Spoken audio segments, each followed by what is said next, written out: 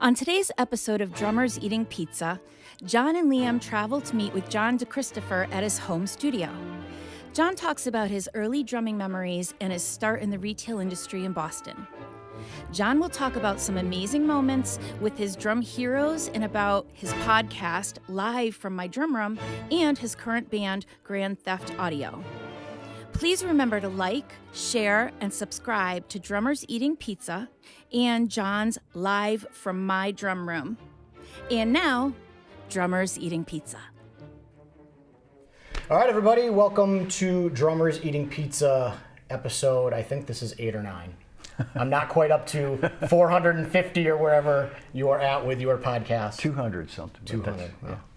So we've got the legend in the music industry. He's definitely too humble to admit that. But John DeChristopher, thank you for being here, welcoming us into your studio. Thank you. I appreciate you making the time for this.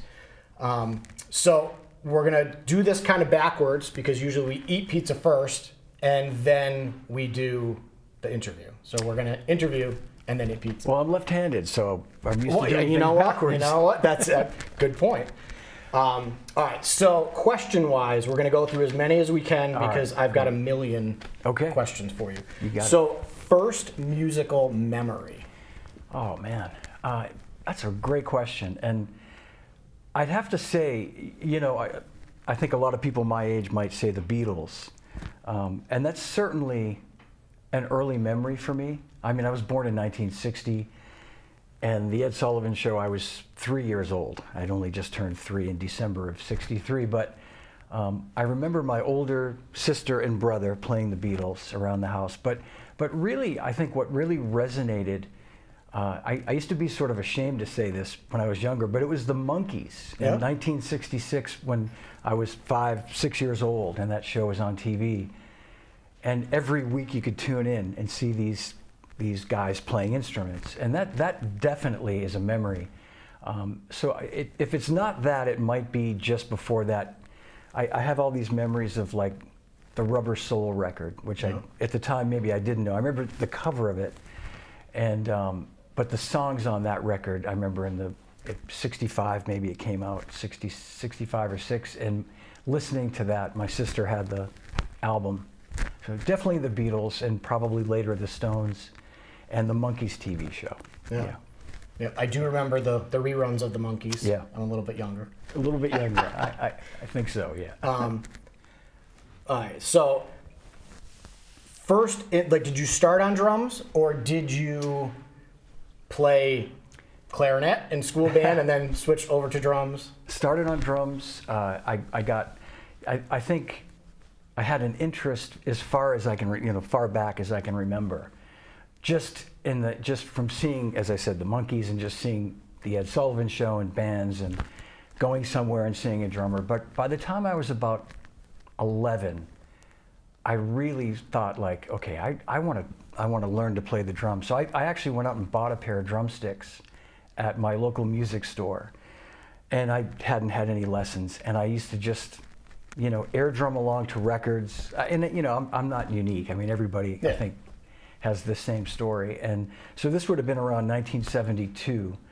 And I just really got more and more interested and serious. And then my next door neighbor, who's still my best friend, Mike Mahoney, gave me an old snare drum that he had from when he took lessons when he was much younger. It was like in his basement up on a shelf, and he said, "You should have this." And I would just sit there and just play on the snare drum. And that 1972, that year that I turned 12, and for Christmas my dad bought me a drum set, and that was my first drum set. But I'm self-taught. I took lessons years later for a little while to get the basics to reading, but I'm sadly self-taught, and it shows. Now, do you still have that drum set? I don't, but I did a few years ago. I sold that drum set.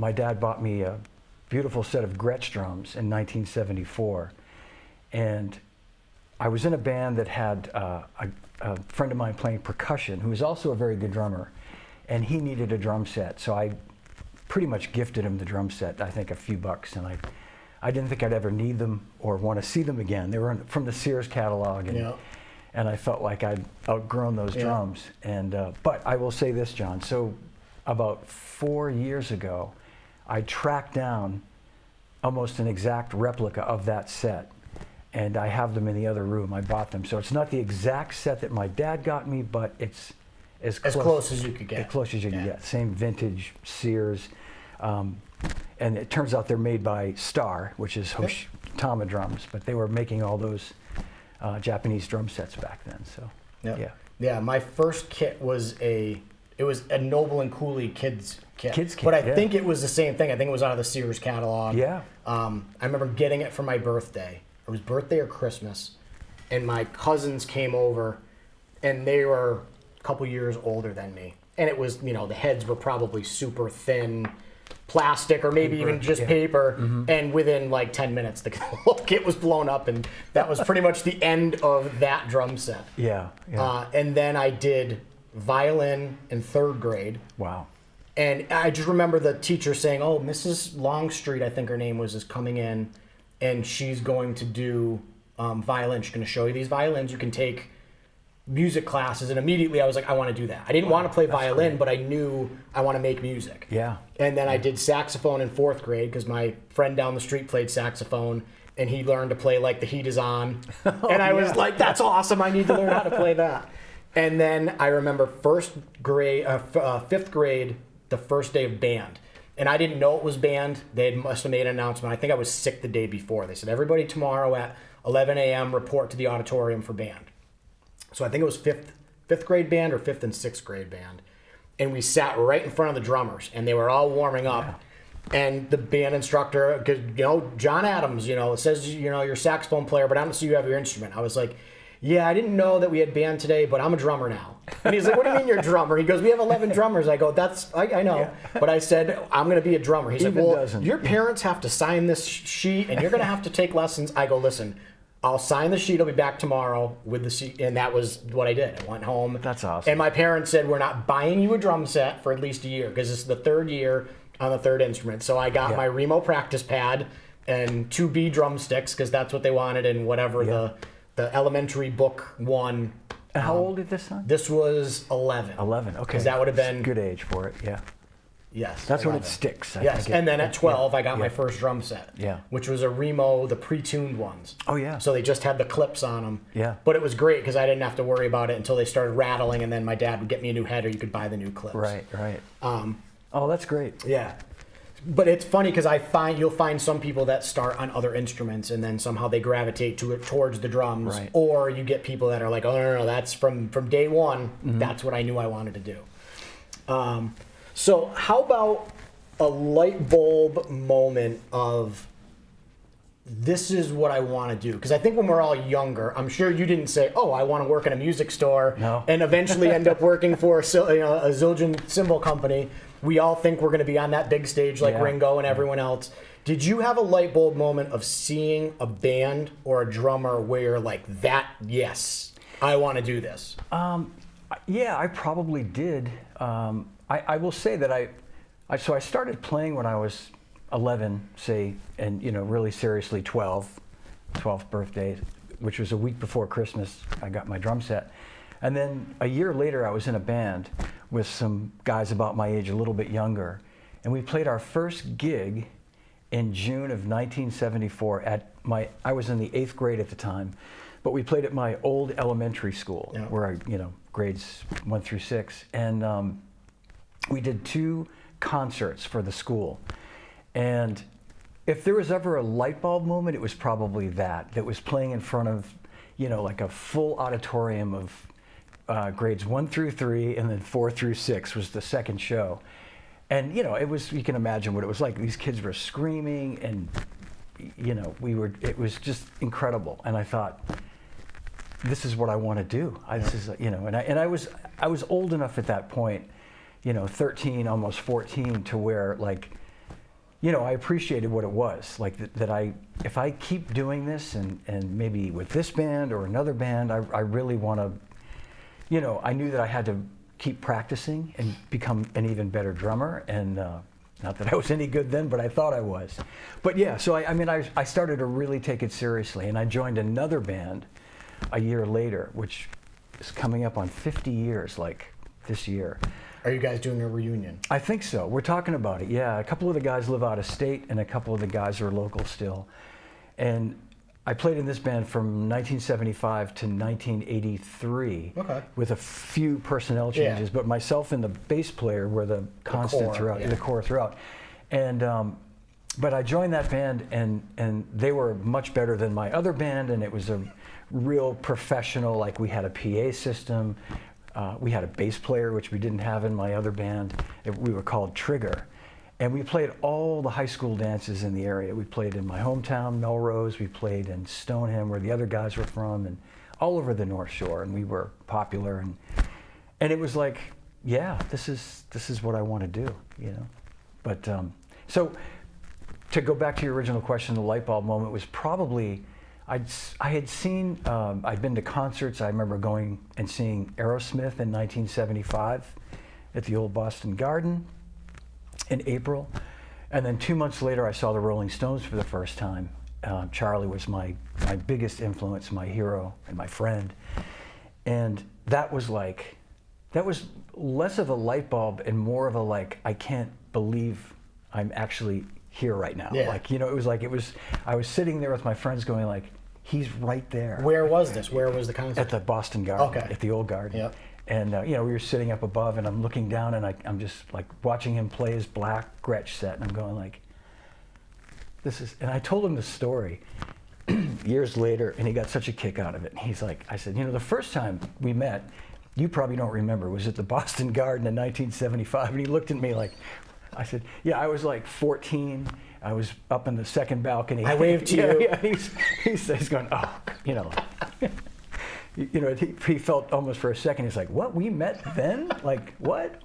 But anyway, so there were definitely some light bulb moments along the way, but I think feeling that exhilaration that you feel when you're on a gig and people are digging it and you're digging it, there's nothing like it. No, there's not. You're trying to explain it to, you can explain it to an athlete that's in the big game and they take that final shot and they make it, and it's like, wow, this is, you know, when you talk about like somebody in the Super Bowl, you know, Tom Brady throwing that pass, and he's like, I've dreamt of this moment for years, you know, 1,000 times in my backyard throwing to my dad or whoever. Like, I've dreamt of this moment. They can kind of get it, but I think the average person that doesn't, maybe the birth of a kid where it's like, oh, life changing, where it's like, okay, things are now different. But yeah, there's no adrenaline rush or feeling of people clapping and coming up and saying that was awesome. Yeah. My light bulb moment, and it's funny, it's related to Charlie, was the Blushing Brides.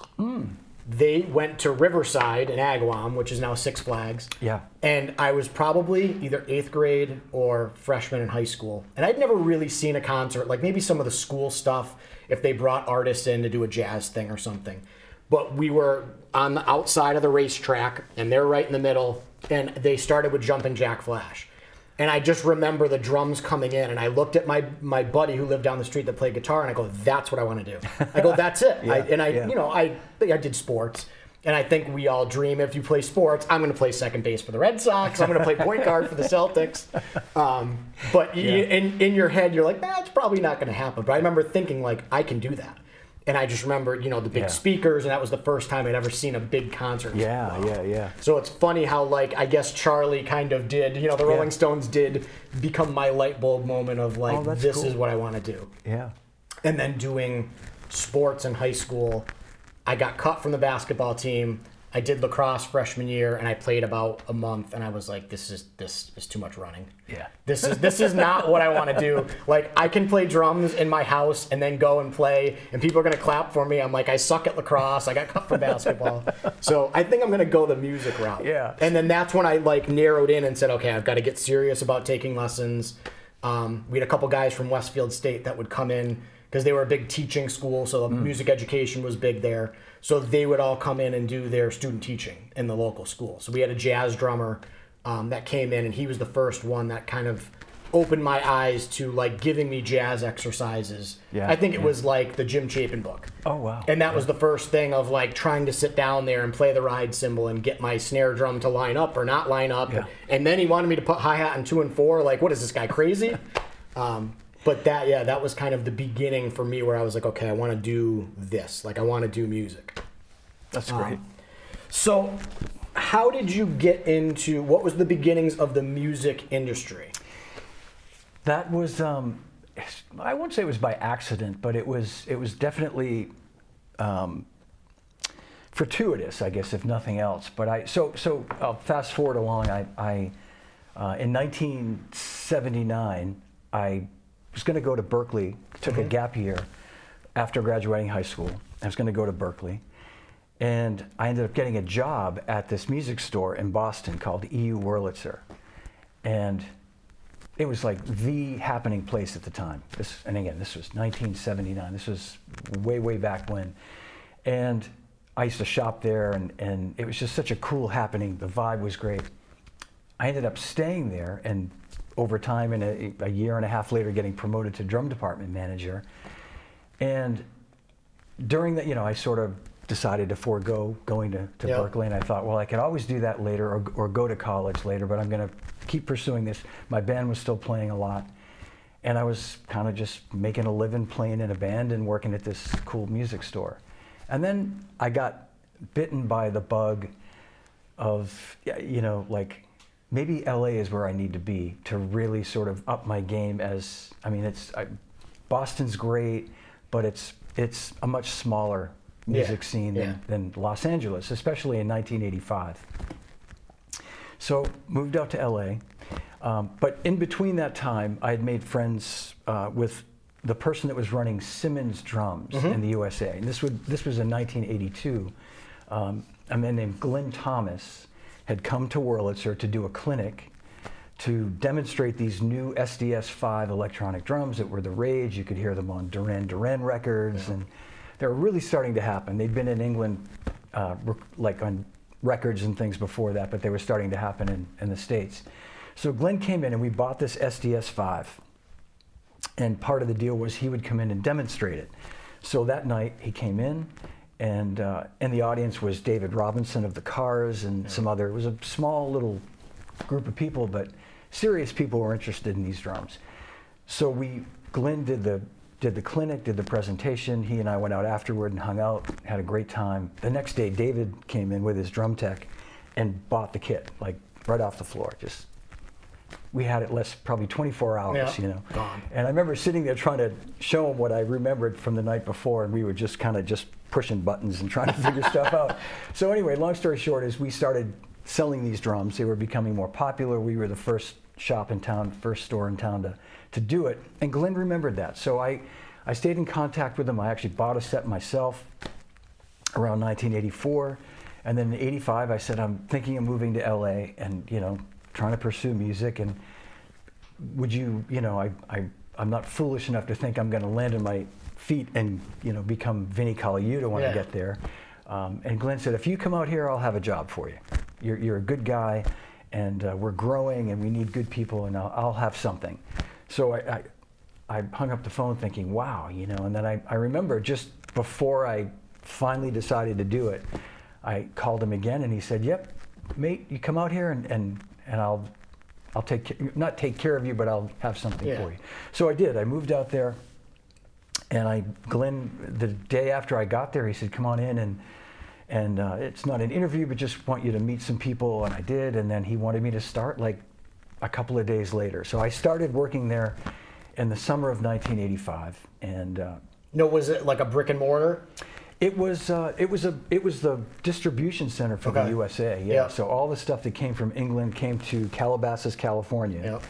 Most famously, Calabasas now was where they had some of those really terrible fires. But it's a beautiful, beautiful area just north of LA, northwest near Malibu, and so I lived not far away in Canoga Park, California, and so we had, and it was an artist center for drummers to come in, and like in my first couple of weeks, I met all these drummers that are my friends still today, like Vinny and Danny Serafin and John Robinson, and I mean just Greg Bissonette, Myron Grombacher. All these drummers were coming in to either get their drums serviced or to pick up something, and because everybody was using these drums at that time, Simmons drums, and that job unfortunately, after about a year or so, by 1986, Simmons had really had some serious competition from Roland and Yamaha, and they sadly weren't really able to sort of be the brand, the innovator anymore, I should say, in terms of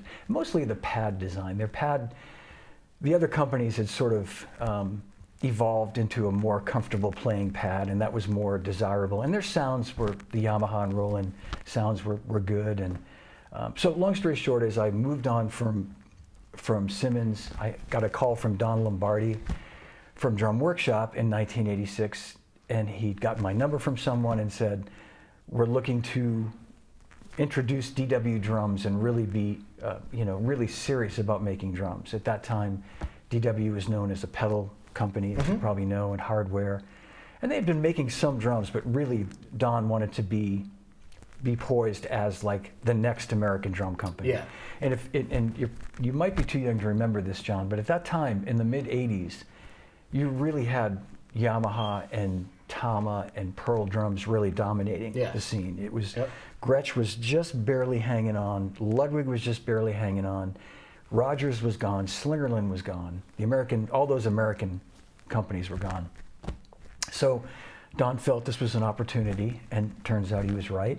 So I went to work for Don in the fall of '86, and we had the official launch of DW drums in January '87 at the NAMM show.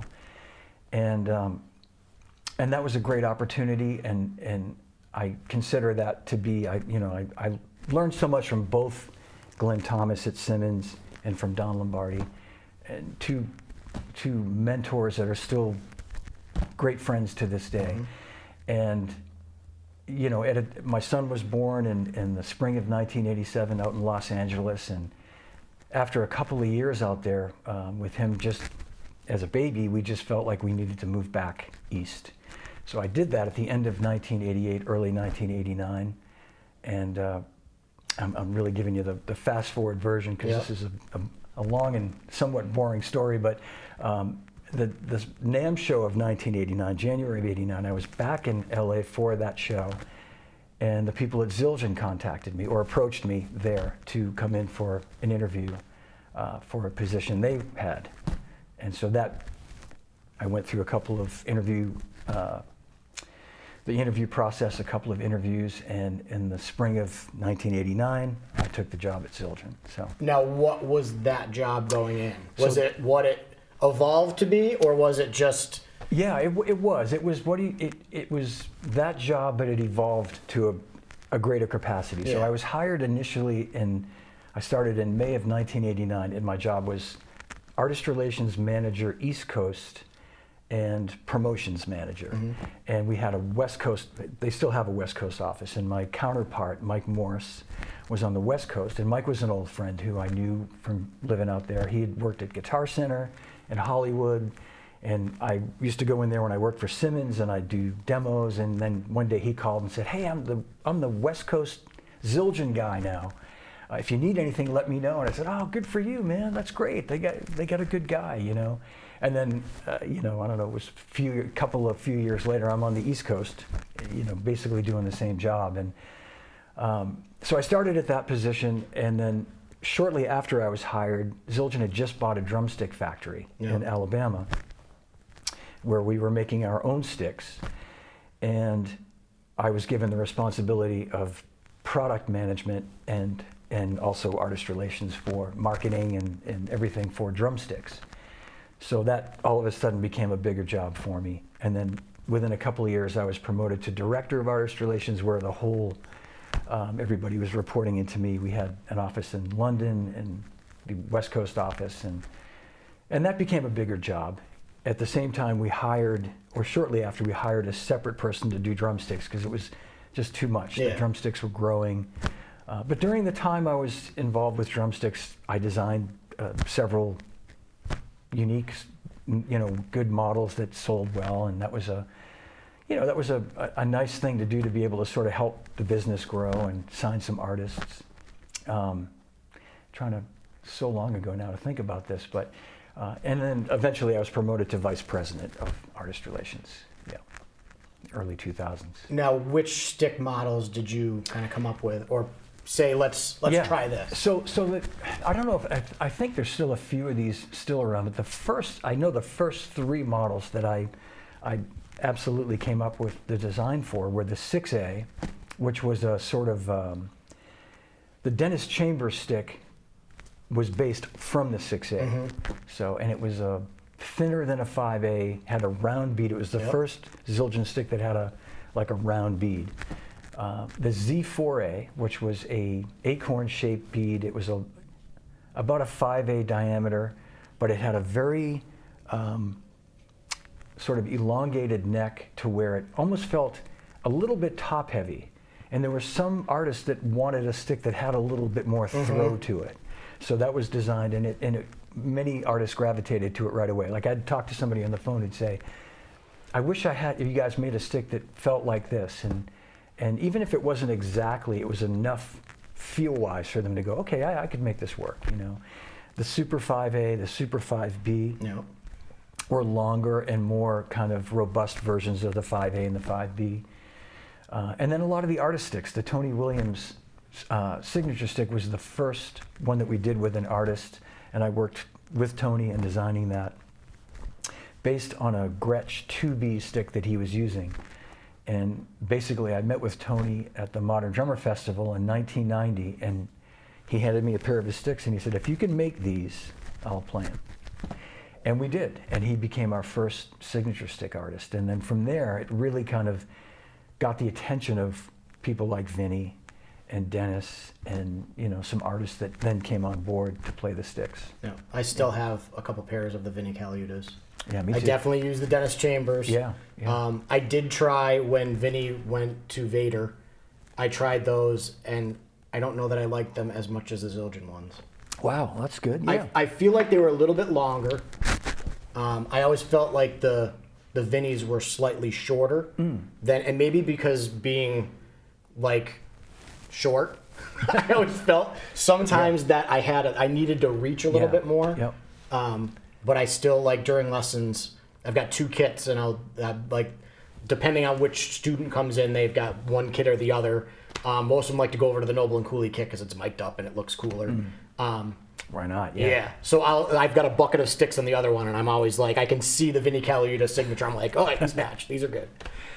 Yeah. I think his stick the Zildjian version might have been 15 and 7/8 or 15. I could be just, the standard length is 16 inches, and I think his could be just a hair feel it just, it was, shorter. just a little bit shorter. For his design, you know, Vinny and Colin Schofield and I traveled to the factory, I remember in 1992, to work on that stick, right there with the stick, you know, factory folks, to just tweak modify the prototypes and everything. So, but yeah. I'm pretty sure Vinny could use whatever. You could give him chopsticks. He would still blow the rest of us away. That's right. He still amazes me when I watch stuff. And it's funny talking about when you went out to LA, watching an interview that he did talking about he was living in his car with his drums. Yeah. You know, before the Frank Zappa stuff. So if you're a young drummer and you really want to make it, you might have to live in your car with your drums, right. But keep going. But Vinny being Vinny gives you a serious advantage in that situation, though. Yeah. I mean, I was not Vinny Caliuta. Yeah. And I'll just say just a funny thing that since you mentioned that, John, I did go out there, and I did answer a couple of ads that were where people were looking for drummers, and it was just kind of a funny thing. They had the Recycler magazine and LA Weekly, I think, were where you'd find bands looking for musicians. And again, now this is 1985. It's glam rock city, you know.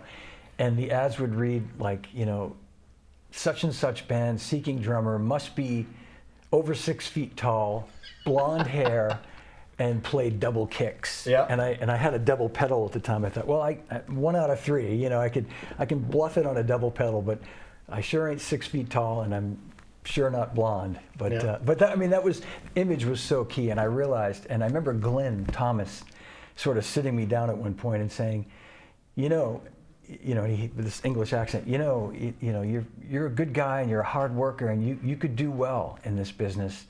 I know you want to play the drums, but it's kind of just saying like there's a lot of BS out there. Yeah. And if you're gonna spend your nights driving into Hollywood, you're gonna figure out pretty quickly that.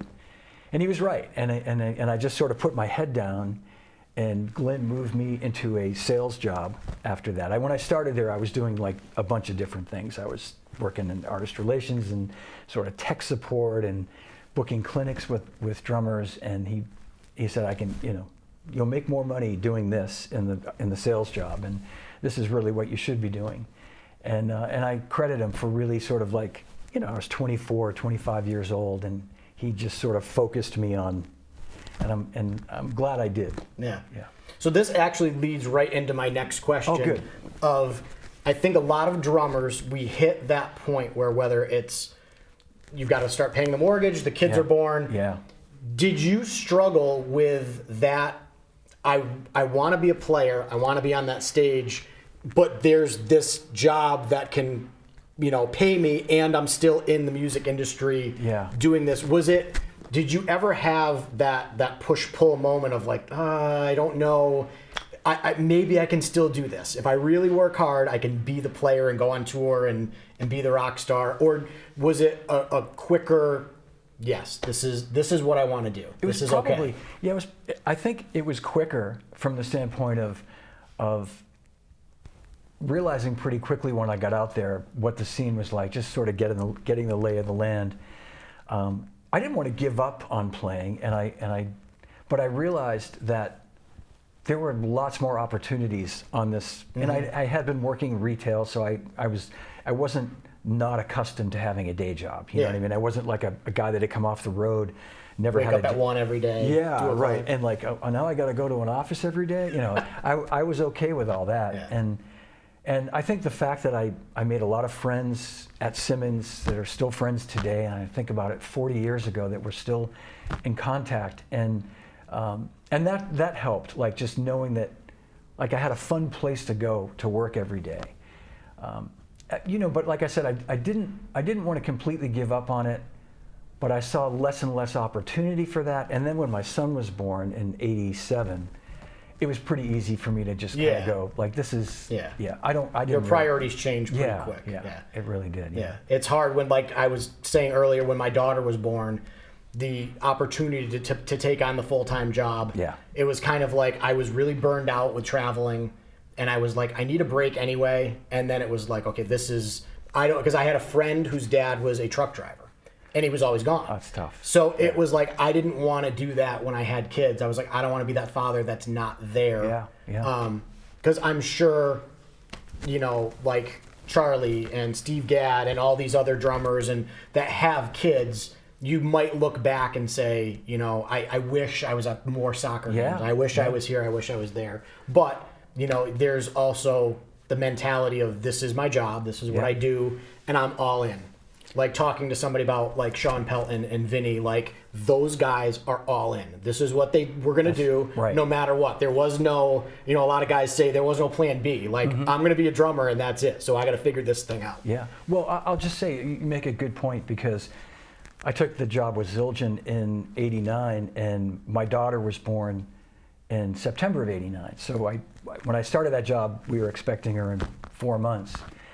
And that job, it took me everywhere, and I traveled a lot. And so you make an excellent point because I swear, even at this point, I've been out of the business now for 12 years. I still, when I go to my grandkids' soccer games and basketball games, I get a little sad because I missed a lot of my own kids. And I really, and both my kids are like, they're now, 37, 35, and they sort of go, Dad, go, give it a rest. Yeah. You were there. Don't worry about it. But we're gonna sell all your drums when you go and get them. Exactly. We're gonna go on vacation anyway. Yeah. I say to my son, Johnny, I just picked up another I picked up a Craviotto set. Your collection's growing. And he'll say, Dad, don't talk like that. But no. But I was just gonna say that it is. I don't know if it's a regret. I mean, it's like you said. It's part of the job. In my case. In order for me to do the best job that I could at the time and what that job entailed, it involved me going on the road sometimes for 2-3 weeks on a clinic tour or going to Frankfurt for a trade show for 10 days, or the NAMM show, or anywhere, and just out to the West Coast office every couple of months. I'd be out there for a few days. So I was always going somewhere, and that was the job. But as I reflect on it, I think like I do wish I could have been home for more things, but I can't change that. So you're going to be there for the grandkids. Absolutely. Yes, absolutely. Yep, absolutely. So I guess this is a good question with when you got into, maybe this is, in the industry, especially I guess working in the Boston, that was the first one, right? Yeah, at Wurlitzer, yeah. Did you find, and I'm sure you've got a million stories, but I always ask people during the interview, is there like, what surreal moments where like maybe you were in there and somebody came in and they're like, hey, John, this person wants to talk to you, and you're like, that's Joey Kramer. Yeah. Or, somebody from the Boston area, or somebody on tour walking, and like, what were the first kind of like pinch me moments of like, holy cow, that's so-and-so that just walked in, needs drum heads? Yeah, that's a great question, because at that time, all the pros from the area, from Boston, would come in there. And the Cars, I mentioned David Robinson, had a studio right across the street called Synchro Sound that they had bought and taken over and refurbished, or whatever, they renovated and recorded a lot of their stuff there. So they were in there all the time. David probably the least amount, but like Elliot Easton, fabulous guitar player. I love him. He would be in all the time, and friendly, approachable guy, really nice guy. And David came in a few times, and I was a big fan of the Cars. And he was, a little more probably reserved, and I'd try not to fawn all over him, but no, it was a fun time, because I met Joey Kramer for the first time when he came in there one day with his tech, who I knew better because he would be in more often. And he brought Joey in, and he said, Joey, this is John. He's the guy that runs the drum department. How you doing, man? He said, I wanted to check out some of those electronic drums. So we had the Simmons weren't available yet, but the Syndromes and the Sinaires, and I gave him a demo, and this would have been probably about like 1980, and he sort of just laughed and said, why would I want these, or something, walked away. He has no recollection of it. I've told him this story, and he's like, really? I said, yeah, you did. You came in and you must have been recording down the street or something, and maybe you thought you needed these for the record. I don't know. You came in, and I had them set up, and I played them, and they just went do do do do do do do. And you're like, yeah, why would you want these on an Aerosmith record, right? But Steve and Joey will hate these. Yeah, yeah, exactly. Yeah. No, and I like all those bands from that time would come in from time to time. Like I met Sib, the late great Sib Hashian from Boston, the first time, and I remember him being like this really super humble guy. Like nobody even knew who he was when he came in, and he was surprised that I knew who he was. And again, I think it was after, it would have been the early '80s, and maybe they were sort of past their initial prime, so to speak. But it was an exciting time, because it was really the sort of, even though we had Jack's Drum Shop around the corner, which was a great drum, dedicated drum shop, we could hold our own, because we had all those major drum brands, and we were competitive, and it was fun. I grew up on the first Boston album. My father always played it. He went to embalming school, owning the funeral home, in this is his story. I don't know how true it is, but it would have been, my sister was born in 65. And big birthday this year. Yeah.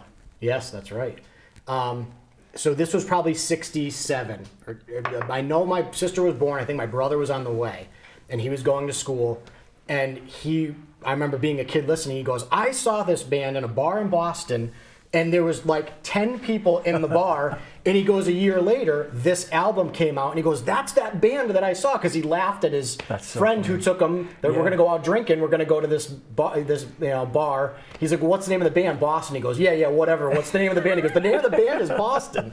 So he was just and then it came out, and so I remember growing up listening to that album. It was that album. So huge. That was like the only rock album that he played for the most part, and everything was like 60s doo-wop and Sha Na Na and everything else. We used to have, I think it was out of Hartford, it was Big D103. It was the oldie station. Yeah. Every time I got in the car, that was on. I'm like, oh man. But that's what I grew up playing drums to. Because when he got me the drum set, he goes, I don't know anything about music, but I know the bass player and the drummer are supposed to like work together. So he went over to his receiver and turned the bass way up and turned the treble down. So I remember he threw on, he had like a 25 CD box set of probably like 1960 through 70 or whatever. It was all the hits. So he threw it on. I remember the first song that I can remember is, I don't know who did the cover, but it's It Ain't Me, Babe. Oh yeah. And it wasn't Bob Dylan, but it was whoever covered it. I know, yeah. Who did that? I can hear it in my head. Yeah, it's not Bob. It's probably more popular by the band that covered it. Yeah. Oh, absolutely. Yeah. But that was the first song Maybe I remember. Birds. I wonder if it's the Birds. It had a female singer. It did. I'll have to look it up. Okay. But I remember sitting there and hitting like the cymbal, trying to hit it on 2 and 4, and then trying to play the drum part to it. So yeah, Boston was a huge influence on me growing up. Yeah. And I remember coming up we were on tour in Miami, and we were coming, I think, into like Baltimore. We were on 95, and the sun was just coming up, and everyone was sleeping. It was like 5 a.m. And I cranked, and it, and within like a minute, you see the eyes kind of opening in the van, and everyone's just like, it's almost like the Wayne's World where, the drums kick in, and everyone's awake from that. And we stopped and got breakfast, but that was my Boston story. Oh, that's great. I never got to meet any of those guys, but that was my youth of listening to music, was listening to that first Boston. That was groundbreaking. Another quick, you made me think of this too, Wurlitzer story, and we talked about Vic Firth earlier, but I first met Vic when I was working there, and I tell this story all the time, and I've told it many times, but he would come so we would order at that time he only made one type of drumsticks, which were the maple American custom models. Mm-hmm. And they were like mallets, and they were like snare drum, like the SD1 General, and a small sampling of sticks, mallets, and some other things. And he would come in, I'd call the house, and it's just so funny to think about this, because I would call the house and leave the order on the answering machine, or Vic would call me back, or my mother-in-law, Olga, would take the order. And he would then bring the sticks in on a Friday to deliver them before a Symphony Hall concert. Of course, he was legendary symphony orchestra timpanist. And he'd come in his tux and with a box of sticks, and he would say, COD, $87 or something. And I'd say, okay, let me go get a check for you. And then my boss would say to me, just tell him to leave him and we'll send him a check. And I'd go back to Vic, and he'd go, no. I know how you guys pay. I want my check right now. And I'd have to go back and forth and say, I've pre-sold 3 of these pairs of mallets, I need that, we've got to give him a check. All right, we'll give him a check. And he would leave with it. But it was just a funny thing. Sometimes he would just double park out front, and I think he drove a Jaguar or something at the time, and with the lights flashing, and he was just so cool back then. And that was obviously our relationship evolved over time, but it was cool to sort of meet him. And then I will say this, I vividly remember it being 1981. He came in one time with a pair of American Classic, his new line of hickory sticks. He said, I just started making. He said, you play rock and roll, right? I said, yes. He said, try these and tell me what you think. And they were American Classic 5A, which I use today. And they were unbelievable. I've been using Regal tip sticks up till that time. And these were the best feeling, best balanced, matched perfectly, just in a bag. He gave them to me. And they've lasted a long time. And I said, I want to get these for the store. We want to order these. And at the time, they made them in 5A, 5B, 2B, and maybe rock, but maybe not. Maybe just 2 or 3 models, and the Steve Gadd black drumsticks. And I just remember once we started carrying them, we could not keep them in stock. And I'd every week be calling for like 12 or 24 pair. And that was the beginning of that whole American, like him getting into the mainstream stick business was at that point. And in my opinion, he never really looked back. I think he a few years after that, he was #1 still is. So Yeah. they still are Big Firth. Yeah. I remember in high school, if we would go to a gig and you would use a backline kit, and it was somebody else's drum set, you would know what sticks they use. You'd be like, I gotta use Weckles. Because you'd have the the red on there, or he's using Gad sticks because there's black marks on the the center of the drum. And then I think with the jazz guys, the Buddy Rich sticks had like the white finish, so you'd see the white paint on the cymbals. You're like, that's a Buddy Rich stick guy. So it's funny that you said the black Steve Gadd, because I remember getting those and hitting the drums. That's right. Yeah. And then I remember being like, wow, I need to aim better, because like the floor tom wouldn't be in the center. You couldn't avoid it though. Yeah, you couldn't avoid it. Yeah. Any other surreal moment? Again, I'm sure you've got a million of them. Surreal moments, like maybe like a Charlie. Since Charlie Watts is the guy. What was it? The first time you met Charlie, or was there something where you were like pinching yourself, being like, "I'm here with Charlie Watts doing this"? The first surreal moment with Charlie was, again, I'll try to condense the story, but I remember this would have been in early 1997. I had a couple of close calls. In '89, when Living Colour was opening for the Stones, I had just started at Zildjian. Will Calhoun and I had become very good friends, still a good friend today, and invited me to the show in Foxborough, at the stadium there. And he said, I told Charlie, he had become friendly with Charlie on the tour, and he said, I told Charlie you were coming and he'd like to meet you. I said, oh, that'd be great. Well, I'd love to meet Charlie, And I kind of knew he didn't play anything exclusively. He played a mix of things. But I just thought it'd be cool. And at that point, I was sort of, it's hard to explain it, but, not indifferent, but I thought like, well, if I don't get to meet him, it's okay, but it'd be fun to meet him just because he was such a big hero of mine or something. And then it just didn't end up happening. The Stones were always in their own little sort of bubble, and you had to really be able to get at them. And I think Will said something like, they kind of do their own thing before. I said, it's okay, don't worry about it, maybe some other time. And then I think a few years later, when Lenny Kravitz was playing, Cindy Blackman again sort of said, like, if he comes out, I'll see if he can say hello, but don't worry about it, Cindy. Anyway, long story short, early 1997, they're recording at Ocean Way in LA, and Kenny Aronoff calls me one morning and said, oh man, I just recorded with the Stones last night. I played percussion. It was unbelievable. I had a great time. And Keltner, he was telling, and Kenny is so exuberant and excited and jumping through the phone. So and it was just really just a Kenny just calling just to say hi and just to share his excitement. And I've told this story, and I said I think he probably didn't go to bed because it was probably 6 o'clock in the morning on the West Coast, or 7 in the morning. He probably just got home, and so I called Ocean Way and asked for Chooch McGee, who I knew was Charlie's tech. And he wasn't there, but I left a message. And I said, I just want to leave a message. Could you ask him to call me? I work for Zildjian. They said, okay, we'll give him the message. Chooch, being Chooch, called me later that day. Hi, it's Chooch McGee. I said, Chooch, hey, he said, oh, hey, man, yeah, how you doing? I said, Chooch, we have these cymbals that we found a couple of years ago. They're A. Zildjian cymbals made in the 40s. Completely, new old stock, never played. We found them in a vault, basically. I gave Ringo a set in 1995, and before we lock these away, I'd love to gift a set to Charlie, if you could. And he said he would love that, but can you do me a favor? Can you just write all this in a letter and send it to me so I can just let Charlie read it? And so I wrote this letter, and I either faxed it or I FedExed it, I forget, but I sent it, and then the next day or the day after, I went on a clinic tour with Dennis Chambers for like 2 weeks.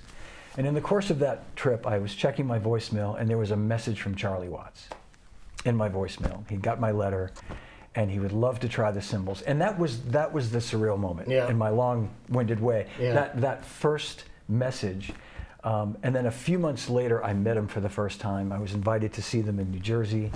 And I remember meeting him at the sound check, and Chooch said he wants to thank you for the cymbals, and if you'd like to come to the show. And they were playing in Boston a couple of days later, but I went to New Jersey, and I thought I'm going to just meet him, and that's going to be it. Yeah. And maybe I won't even. Maybe it'll get to the 11th hour, and it just won't happen, but that's okay. But I ended up meeting him. We chatted for a while, and then I saw him again later. And he said to me, you live in Boston, right? And I said, yes. And he said, are you coming to the Boston show? And I said, I'm actually coming to both shows. And he said, then I'll see you there. And I thought, okay, all right. So maybe I'm going to see him again, you know? And I said, Charlie, the night before your first show, and on Sunday night, there's a jazz drummer named Brian Blade playing at the Regatta Bar in Cambridge in Harvard Square. What year was that? It's 97. It's Joshua Redman Trio. Okay, I saw, because I'm thinking I went and saw Brian Blade. It would have been like, it was probably 90, it was when he did the Fellowship, so it must have been after that. A little after that, yeah. This is Josh's band with Christian McBride playing bass, and Brian. And I said, it's really great tenor player, you know, Joshua Redman and Brian, and he'd sort of heard of them, and he said, yeah, let me get back to you on that. So Chooch had my home number. He called me. It must have been like Saturday morning, because the show was a Sunday night. I remember this, and the show was sold out. Yeah. And Chooch said, Charlie and I would like to come if that's still possible. And I said, absolutely, I'll make it work. I called the manager of the club, and he said, I'll make it work. No problem. No problem. Yeah. So, and I said, can we avoid him coming in? He said, yeah, we'll figure it out. So I met them down at the front. We came in through some back way, had a table right in front of Brian, and I'm sitting there with Charlie and Chooch, and we're watching Brian. And I told Brian that Charlie was coming, and he was excited. And afterward, we went back to their little dressing room area and hung out for a while, and took some pictures, and it was great. And then the next night, I went to the show. He'd invited the band, Joshua Redman's band, to come to the show. So before the show, I'm chatting with Charlie, and he's like, that was really fantastic. He said, you know, I invited them to come, but they said they would, but they were just being polite. They don't want to come to this. And I said, no, I think they really want to come. Yeah. And then I got a call. I guess Brian had my cell phone number, but didn't have a phone, but Christian did. So Christian called me, and he said, we're out front, but we can't get in. So I went back with Chooch, who had his laminate, and we brought them back. And Charlie was elated. He was just so excited to see they actually came. He was like, really, I'm not making this up. It was, and that really began this friendship that, you know, he would say, I wasn't long after that, he said, if you come to London, call me, gave me his number and said, you know, if I'm in town, I'll, you know, have a coffee. And we did that several times. It was really great. There was another really surreal moment a couple of years before that when I mentioned Ringo, where I'd actually met Ringo before I met Charlie, and that was presenting these cymbals to him. I told Jeff Jonas, his tech, that I had these very special vintage A's from the 40s, and so we made a big presentation. Craigie Zildjian was there with me, and he could tell by looking at them. We took them out of the box, and he's like, wow. I mean, they're these beautiful vintage looking but brand new looking cymbals, and he put one on his finger, and he told Jeff, I want this on the kit tonight.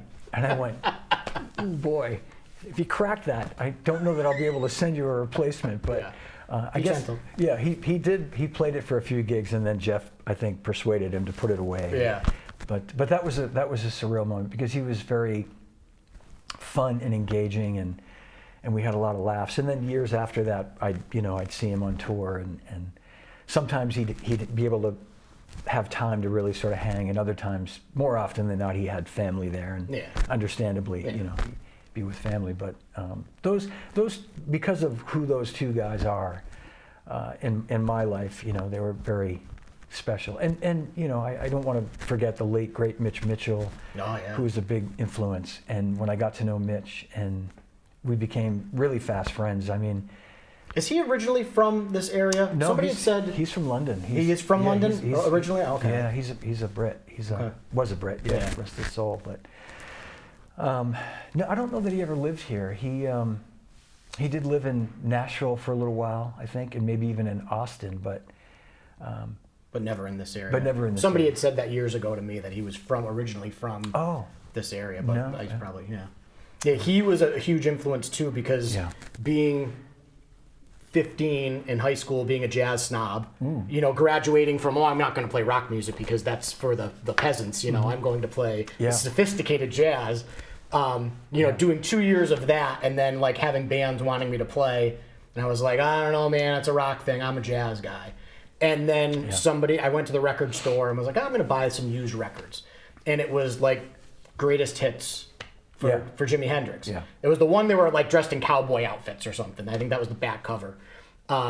And I remember putting it on and I was like, this guy's a jazz drummer playing rock. Oh, yeah. Just from the fills. And then it was like, oh, okay, well, maybe I can do that because I'll put my jazz influence on these peasants in their high school rock band stuff.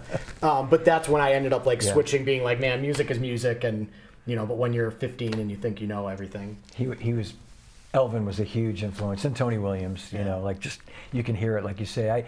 As a young drummer, I didn't really understand it until I really listened to these other guys, and I went, okay, and Mitch, all those great rock drummers would always credit where they got it. They'd always say, you know, Terry Bozzio at every opportunity will say, I just stole from Tony Williams, or I got that from Tony Williams. And until you listen to Tony, you go, oh, okay. I see. And Vinny too. Vinny would always, you know, like Tony was the man, you know, and that's why it's important for young drummers to really listen to the guys that came before our heroes, because more often than not, you're hearing it from the source when you go to whoever influenced Vinny or Terry or Mitch. But the other funny thing is, when I was working for Simmons, I remember going to see the Monkees in 1986. It was their 20th anniversary. They had this big tour, very successful, sold-out concert tour.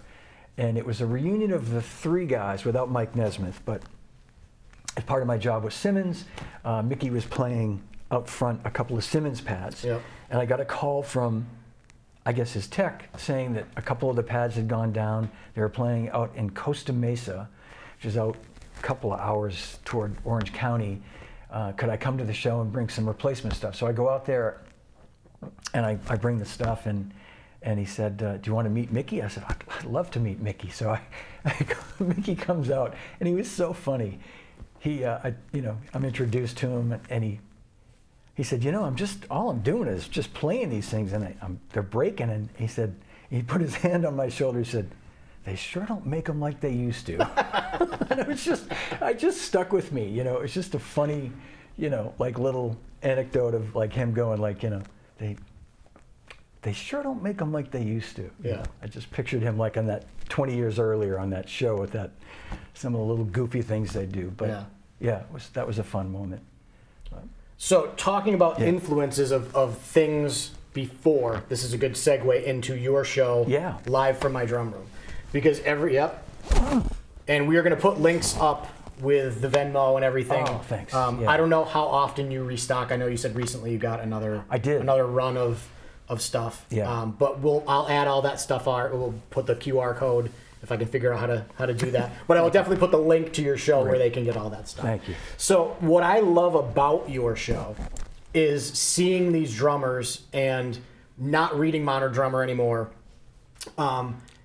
Learning from your people that you're doing, all the people you're interviewing, them talking about, I listened to this person growing up and that person. Like when you did Tim Alexander a couple weeks ago, talking about he went home every day and played the Elvis at Madison Square Garden. I'd never heard that album.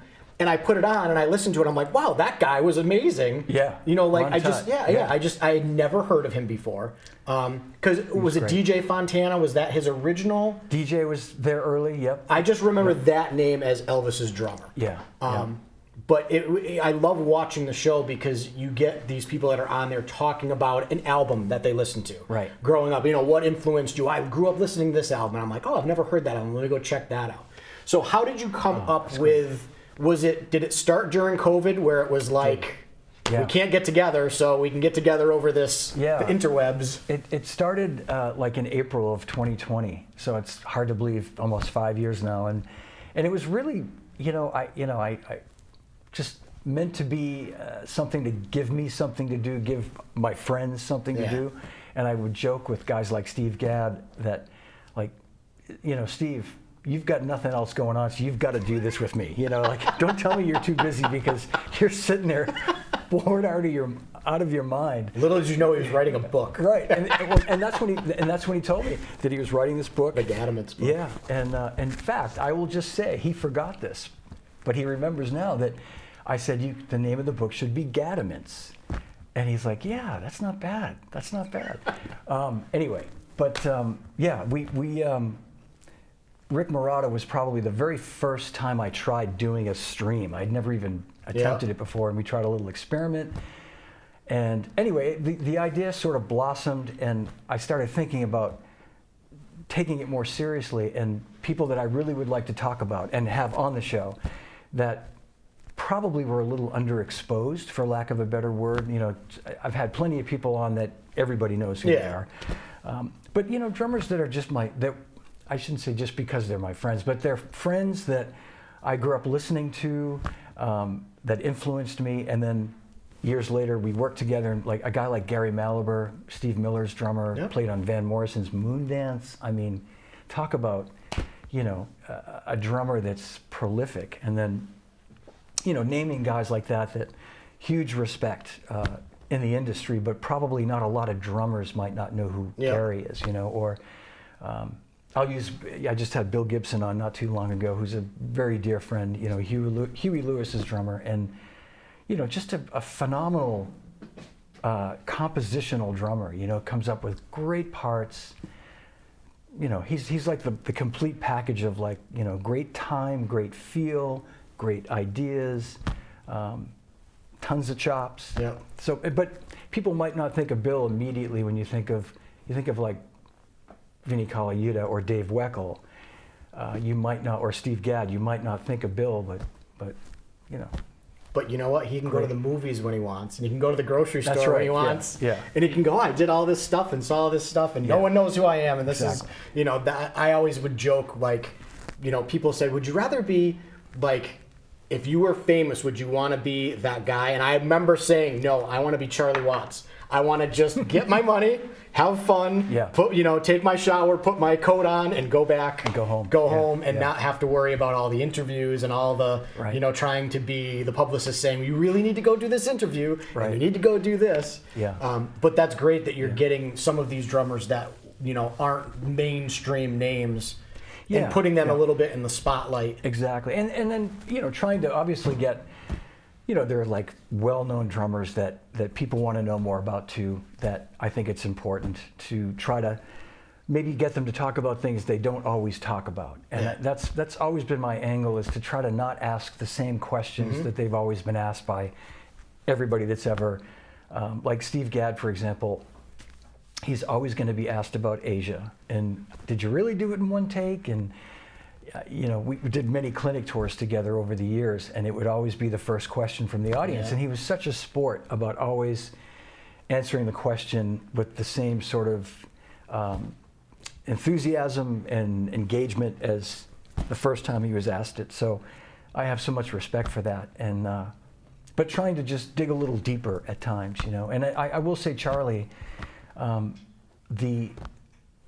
the year that Charlie passed away, 2021, I had spoke to him on his birthday, and I guess it was maybe even just a little before that, in a conversation, and I told him that I was doing this podcast, and I think I might have even mentioned it during, like even before that during COVID, but I said, you know, I do these podcasts, and I have these drummers, and I mentioned drummers that I knew he knew, like Steve and Steve Smith, and I said, you know, it'd be great, maybe if you're on the road this year, we could do something. And he said, well, you know, John, I don't do those things. You know, I don't. And I went, well, I know. I said, and then he went, but maybe, you know, and I don't have a computer, but maybe, I don't know, maybe I could figure out a way to do it with, and he said the girls, and I think he either meant his granddaughter or his daughter. And I know his tech, Don McCauley, is a very good friend, and Don and I had this little idea that maybe on an off day, Don could go to his room with his, you know, he could make it happen easily. And slide Charlie in front. Yeah, here you go. And so I had this sort of pipe dream of, you know, really that would be the ultimate, would have been to have Charlie on there. But I know, because I all the times that we would hang out together, I'd try to slip in a little question about something, And I know it would always like jog his, he'd be like, oh, I don't remember. It's like, do you remember when you played that did you play that part? He's like, I don't know. I have no idea. In typical Charlie fashion. Yeah. Were you using a Ludwig snare or a Gretsch snare on that? I don't remember, So it's like, okay, I won't bother you anymore. But he, I enjoy doing it because I feel like I'm documenting important people that people need to know about, and it seems to resonate with people. The idea of somebody who's a friend of these guys having a more personal, intimate conversation. And there's plenty of people out there that do it. I mean, look at Rick Beato. I mean, there are people that do an amazing job, and they don't have to know who the person is, and they do a great job. So it's not just that, but I feel like it's a little. When you know somebody, you can push some buttons that other people can't push, and I can have some fun at times, and I can call Rick Maraca Rick Maraca, and you guys had an episode, and I can't remember what it was. I think does he have a place on the Vineyard too? Yes. I think he was on the Vineyard, and there was 5 or 6 people in there, and I was at lunch, and my boss was like, "What are you laughing at in there?" He's just whatever jokes he was cracking, he was killing me. I was like, he is the best. He just kept like jumping in, and he would, I can't remember what episode that was, but I was laughing like while I'm eating lunch, and my boss walked by, and he's like, "What are you laughing at in there?" I go, "It's this drum thing. You wouldn't understand." So who have you not? I mean, clearly Charlie passing. Who on your show are you still trying to like get on? That it's just the stars are not lining up yet. Okay. Because I know you said today you're doing Simon Kirk today, and you said that's been a while trying to line that up to get it to. Trying to, and we sort of finally landed on a date last week for this week, and then Simon had some things come up where we had to keep pushing things back, but we'll do it today, knock wood. Yeah. But I have Ainsley Dunbar, who I've had before, but next week we're going to do a more sort of deep dive into some tracks that he played on.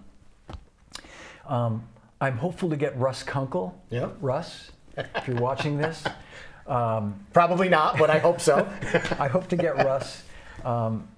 I'd love to get Nigel Olson, who I've had spoken to somebody about the possibility. That seems to be some interest. Mick Fleetwood. These are, big influential drummers to me, but I just think really important drummers that I'd like to really talk to. I'll just say this, I had a really fun, interesting call with Bobby Columbi last week. I got a hold of Bobby's email and number, and I emailed him, and he called me like immediately. And for his own reasons, and I fully respect it, he kind of declined. He just felt it wasn't really something that he felt he could really offer anything in the way of, and I tried to persuade him otherwise and tell him how important he is to drummers, but he feels that, and I don't think I'm betraying anything that he said, but he just felt like because he hasn't really been active for so long that he said, everything you want to know about me is in the documentary. It's already out, Yeah, and I said, well, Bobby, we could really dig deep. He said, I don't think so.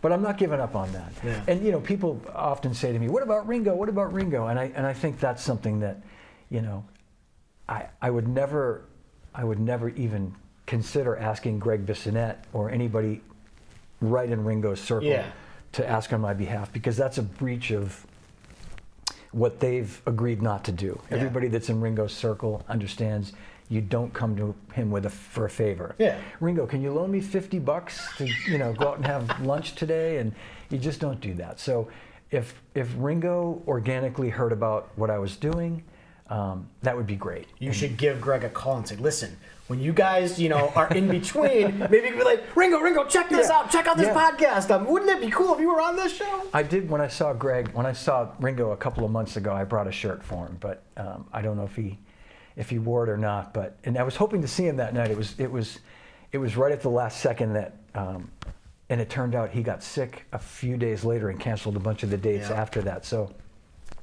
he's been very careful about not interacting with people, and I totally get it. He'll be 85 this year, so a bad cold could really just mess them up. So I get that. But yeah, there are a few others that that probably if I think hard enough, they'll come to me. But those people that I mentioned, Russ Kunkel, we haven't been able to land on a date. We've kind of gone back and forth. And I'm going to have John Good, who I've, been trying to nail down for some time, who's, really the drum guy at DW Drums. Yeah. And that'll be a different kind of show to talk about just the history of DW and what John's done for that brand and the way he's, designing the drums and all that. But I think there's still a never-ending amount of drummers out there. I don't think I'm going to run out of drummers, to have on the show. The other person that's sort of in the offing right now is the great Billy Cobham. And that's going to be in conjunction with the new book that he has out with Hudson. And I've done that with a few of the guys that have, like Narada Michael Walden, Ilan Rubin, and Steve Smith, people that have put books out and then have a sort of podcast or the Jeff Beccaro book. Like just have the people involved to talk about the book. And So. Now, what about Grand Theft Audio?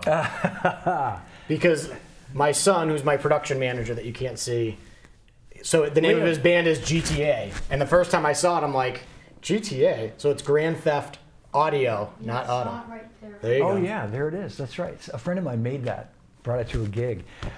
So this is a band that I joined in 2014. And it's the quick, funny backstory is a couple of the guys in the band are friends from like my first band, going back 50 years now.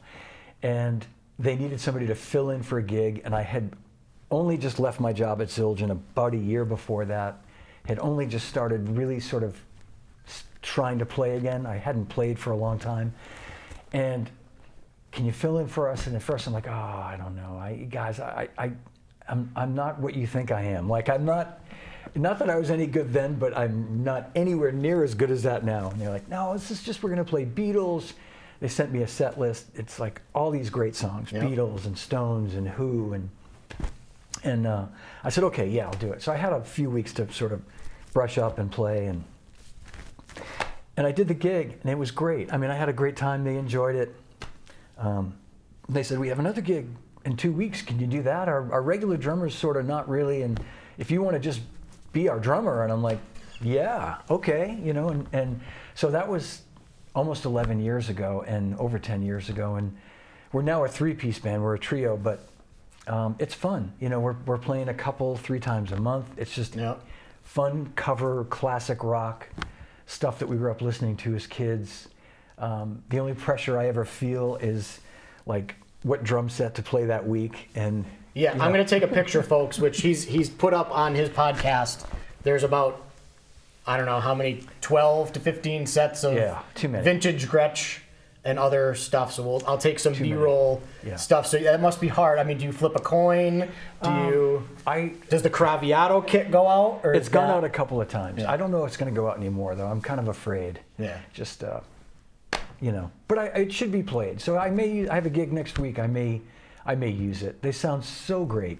So great. And it's nice to have them here when I come back from a gig and my drums are still in the bags. Yeah, set up and ready to go. These are ready to go. Mic'd up, But I've been using this Gretsch chrome over wood kit for the last few gigs too, which is 1970, 71. Sounds great. And I've got the Heyman kit out right now, which I know we can't see, but this will be in the backdrop for Simon Kirk, who was a big Heyman guy in the early 70s. But yeah, so Grand Theft Audio, I feel like, when it's the perfect situation for me when I left my job and retired from working at Zildjian, between having grandkids, playing in a rock band, and doing a podcast.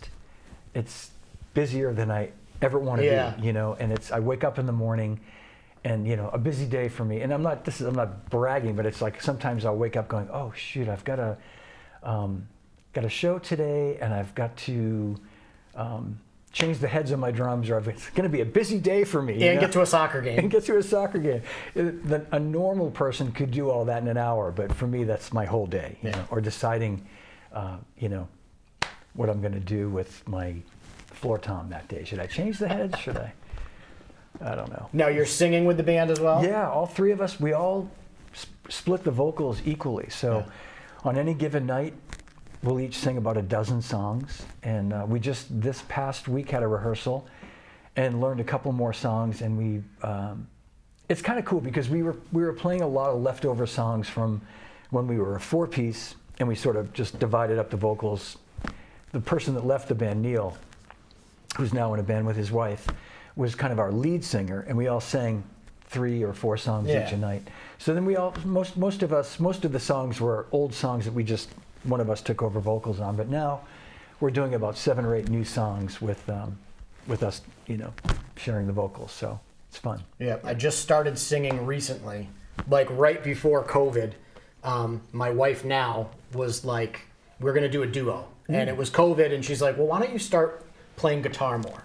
So I'm like, I don't know, if I can actually play guitar out and sing. So I did a couple, she would do 3 songs, I'd do 1.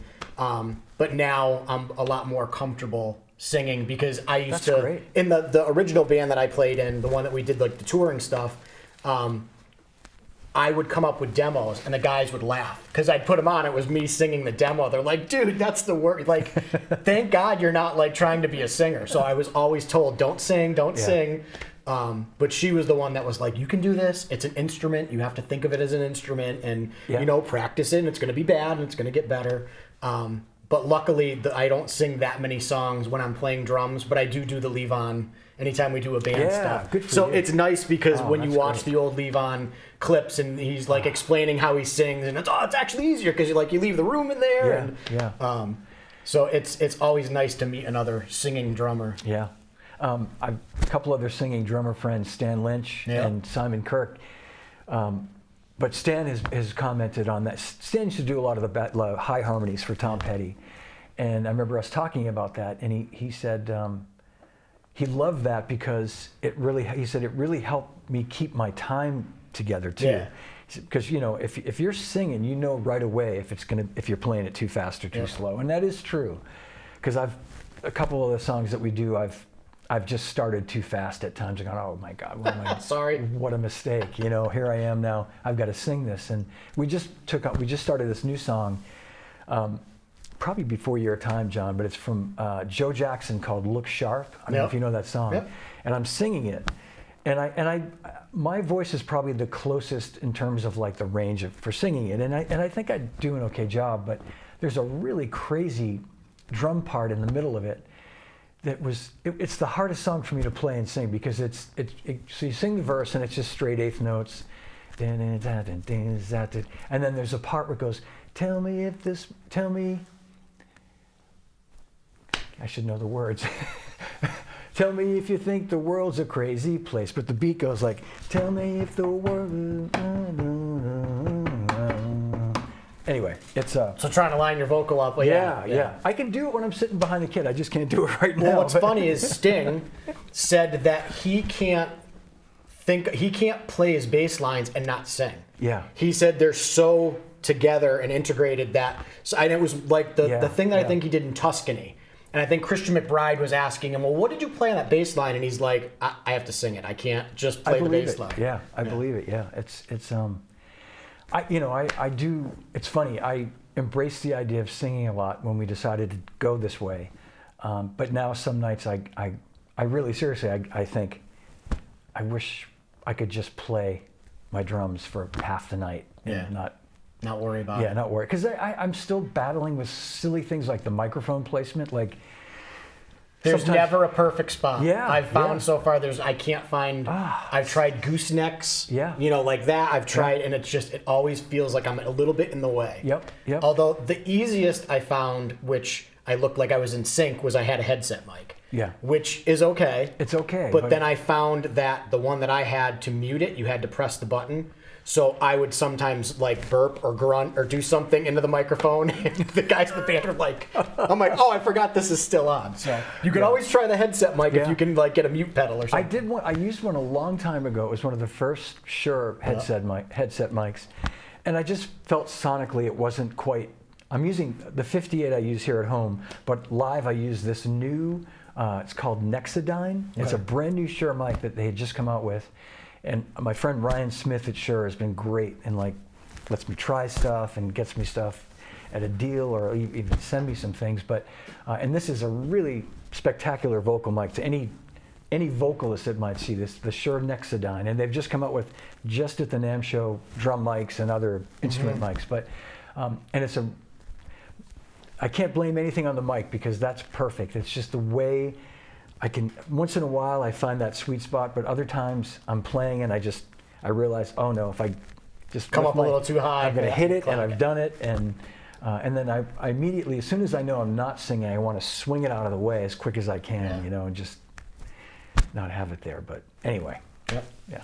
All right. Well, we are going to wrap this up because I know you have your podcast coming up at, I think you said 3 o'clock. 3 o'clock or something. We're going to go get some pizza. We'll do some video there. We are going to, what's it called again? Stoked. Here in Cohasset, Massachusetts. Just opened. I'm excited. Yeah, me too. I looked online and the menu options look good. It's good. I'm sure it's going to be good. We're going to like it. So John, thank you very John. much. My pleasure.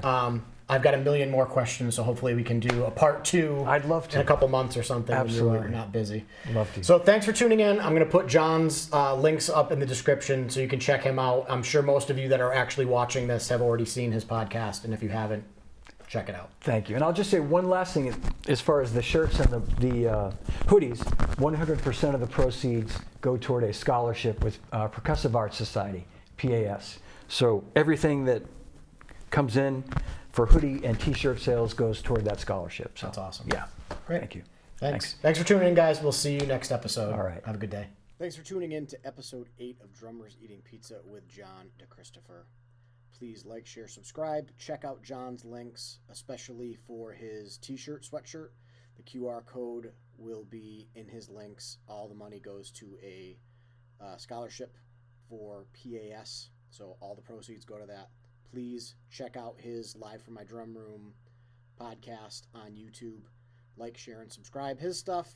I appreciate you guys tuning in, and I appreciate you, John, for taking the time to meet with myself, grab some pizza. We will see you next time. Thanks for tuning in. Have a great day.